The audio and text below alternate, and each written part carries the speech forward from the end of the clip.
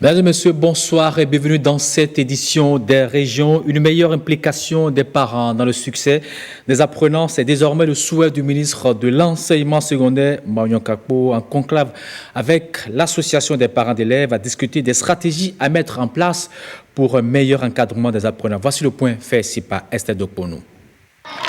L'éducation est un domaine où l'à peu près ne saurait être accepté. C'est pourquoi, au premier point de cette rencontre, le ministre a rappelé l'importance du rôle du parent dans la prise en charge des apprenants. Pour lui, ce rôle est primordial et ne devrait pas se limiter à la scolarisation de l'enfant. Le suivi de l'élève, ce n'est pas seulement de lui acheter la fourniture, de payer la contribution, ou de prendre le répétiteur à la maison, sans regarder ce qu'il fait, sans qu'il ne sente que vous êtes proche de ce qu'il fait.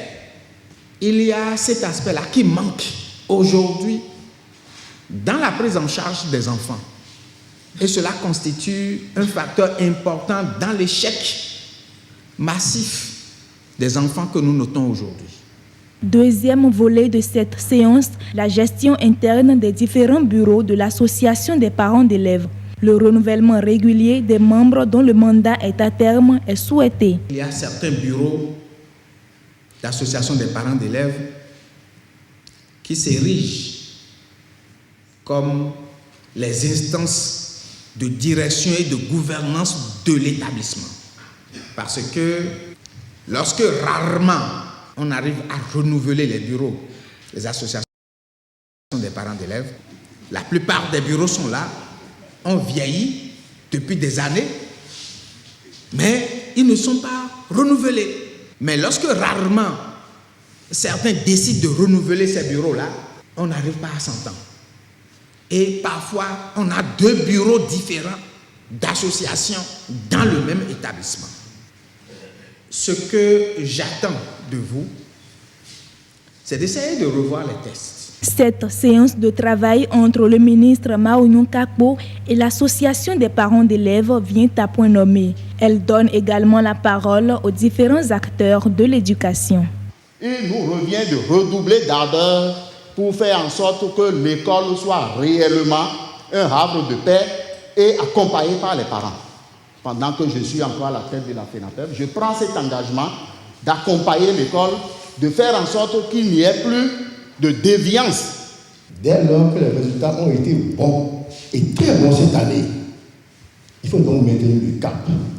Et tout le monde s'engage là où il faut. Tout le monde est prêt. On va vous soutenir. Aidez-nous. L'autorité ministérielle promet de prendre en compte les différentes propositions issues de ce rendez-vous. L'objectif du gouvernement étant de rehausser le niveau et le taux de succès des apprenants. Une bonne nouvelle pour l'école béninoise. On parle encore éducation avec le LARES, entendez le laboratoire d'analyse régionale et d'expertise locale. Il organise la quinzaine de l'éducation pour évaluer et échanger avec ses partenaires sur les tenants et aboutissants des projets mis en œuvre depuis 18 ans d'existence. Voici les images. Depuis 2001, le LARES, entendez, laboratoire d'analyse régionale et d'expertise locale, travaille pour une éducation des filles au Bénin. Dans cette logique, des projets et programmes sont mis en œuvre dans 33 communes avec l'aide de la coopération suisse. Après 18 ans d'efforts, les résultats sont partagés avec le public et les différents partenaires. Près de 6 893 filles vulnérables ont bénéficié d'un appui spécifique pour chacune d'entre elles.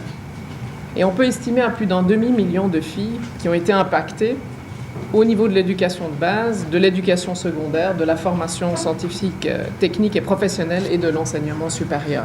La mise en œuvre de ces programmes-projets ont contribué à la réalisation d'un bond assez considérable, non seulement en termes d'amélioration de la rétention des apprenants, mais aussi en matière de la qualité de l'éducation, chose extrêmement importante dont vous avez été tous à divers niveaux la cheville ouvrière.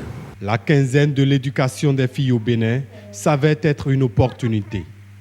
Elle vient renforcer la mise en œuvre du programme d'action du gouvernement. Elle permettra de tirer des leçons pour l'opérationnalisation opérationnalisation du plan sectoriel de l'éducation au Bénin, PSE 2018-2030. Je voudrais remercier les responsables du LARES pour leur engagement dans la recherche de stratégies novatrices aux différents problèmes du secteur. La quinzaine de l'éducation au Bénin, c'est du 8 au 21 octobre. Elle servira de cadre pour partager les expériences des interventions du LARES. Plusieurs activités organisées en fin de semaine écoulée par le Cercle de réflexion chrétienne Action dans l'unité. C'est pour annoncer les préparatifs des 90 ans de l'EMAB, Église méthodiste africaine du Bénin. Retour sur les temps forts de cette annonce des dits préparatifs avec Guillaume Viennou et Brice Ongbo. La pluie battante de la matinée de ce samedi n'a guère émoussé la joie des fidèles de l'EMAB, l'Église méthodiste africaine du Bénin. Une pluie sous laquelle la caravane initiée par le Cercle de réflexion chrétienne Action dans l'unité à travers la ville de Porto-Novo s'est ébranlée de l'esplanade du Parlement pour le temple Salem El-Eya de Porto-Novo après les détours du médiateur de la République et du Grand Marché. La caravane s'achève au temple Salem par un culte d'action de grâce et une conférence débat sur le thème Église méthodiste africaine du Bénin, état moral et spirituel, perspective pour l'avenir. Cette église, depuis son autonomie en 1930, s'est dotée des statuts, des objectifs, mais qui n'ont jamais connu leur finalité.